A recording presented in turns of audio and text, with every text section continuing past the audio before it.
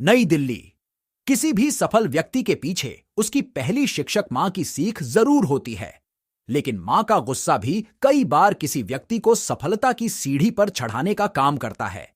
ऐसा ही हुआ जाने माने यूपीएससी की तैयारी कराने वाले अवध ओझा सर के साथ। यूपीएससी के आखिरी अटेम्प्ट में जब सफल नहीं हुआ तो घर पहुंचा, वहां मां ने गुस्से से कहा कि तुम जीवन में कुछ नहीं कर सकते।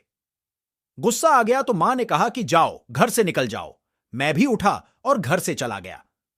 साल 2000 से 2007 तक वह घर से बाहर रहे। इस दौरान उनके जीवन में कई उतार चढ़ाव आए और कई सीख भी मिली।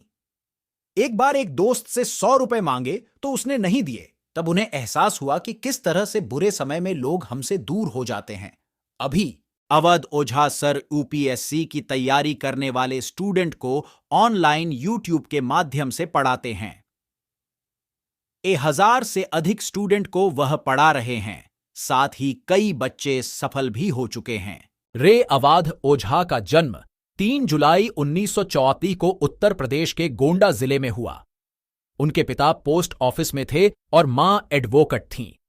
पढ़ने में वह सामान्य स्टूडेंट थे, या कहें कि उनका पढ़ाई में मन नहीं लगता था। उनका जीवन इलाहाबाद में आने के बाद पूरी तरह से बदल गया। एक दोस्त इलाहाबाद यूनिवर्सिटी के 2 फॉर्म ले आया। प्रवेश परीक्षा में बैठे और यहां एक लड़के ने सभी सवाल बता दिए तो एडमिशन हो गया। रे अवध ओझा बताते हैं कि उनके माता पिता की इच्छा थी कि वह मेडिकल की पढ़ाई कर डॉक्टर बने, लेकिन उनका मन पढ़ाई में नहीं लगता था और उन्हें विज्ञान से कभी लगाव नहीं रहा। इसलिए उन्होंने मेडिकल की पढ़ाई नहीं की।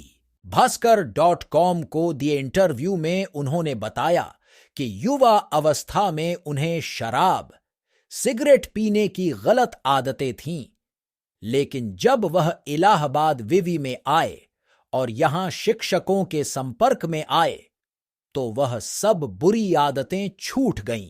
रे अवध ओझा बताते हैं कि इलाहाबाद विवि से ग्रेजुएशन करते समय उन्हें यूपीएससी के बारे में कोई जानकारी नहीं थी, लेकिन उनके साथ रहने वाले सभी दोस्त यूपीएससी की तैयारी कर रहे थे। इसलिए उन्होंने यूपीएससी की परीक्षा दी, लेकिन एक भी अटेम्प्ट क्लियर नहीं हुआ। वह बताते हैं कि उनके सफल न होने के पीछे उनके बेसिक क्लियर न होना है। अवध कहते हैं कि अगर किसी भी स्टूडेंट का सफलता चाहिए तो सबसे जरूरी है कि उसके बेसिक क्लियर हों। यूपीएससी कोचिंग शुरू करने की बात पर अवध ओझा बताते हैं कि घर से निकाला जा चुका था। एक कोचिंग में इतिहास को पढ़ाने के लिए कहा गया। पहले 10 दिन तो समझ ही नहीं आया कि कैसे पढ़ाऊं। डर लगता था कि कहीं स्टूडेंट भाग न जाएं, लेकिन धीरे धीरे पढ़ाना शुरू कर दिया। यहां बच्चों को भी पसंद आने लगा। अवध ओझा बताते हैं कि 2005 में वे इलाहाबाद छोड़कर दिल्ली आ गए। यहां मुखर्जी नगर में यूपीएससी की कोचिंग खोली, लेकिन यहां न तो उनके पास पैसे थे और न ही कोचिंग देने का किराया। उसी दौरान उनकी शादी भी हो गई। 7 से 8 महीने तक तो उन्हें रात में नौकरी करना पड़ता थी और सुबह वह कोचिंग पढ़ाते थे।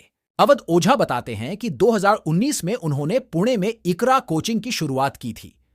इसके पीछे की कहानी बातें हुए अवध ओझा कहते हैं कि उनका एक स्टूडेंट था जो दुबई में था और उसे 2016 से 17 में आईएएस बनने की चाह जगी। वह दुबई से इंडिया आ गया और तैयारी की। पहले अटेम्प्ट में जब यूपीएससी नहीं क्लियर हुआ तो मैंने उसे यूपीएससी की कोचिंग खोलने की सलाह दी। बस यहीं से इकरा की शुरुआत हुई। पहले साल अवध ओझा सर ने सिर्फ एक ही बच्चे को कोचिंग में पढ़ाया था, लेकिन वर्तमान में 1000 से अधिक बच्चे तैयारी कर रहे हैं। अवध ओझा बताते हैं कि कई ऐसे होनहार स्टूडेंट होते हैं जिनके पास फीस तो छोड़िए, खाना तक के पैसे नहीं रहते हैं। ऐसे बच्चों को मुफ्त पढ़ाते हैं। ऐसे 20 बच्चों को वह चयन करते हैं।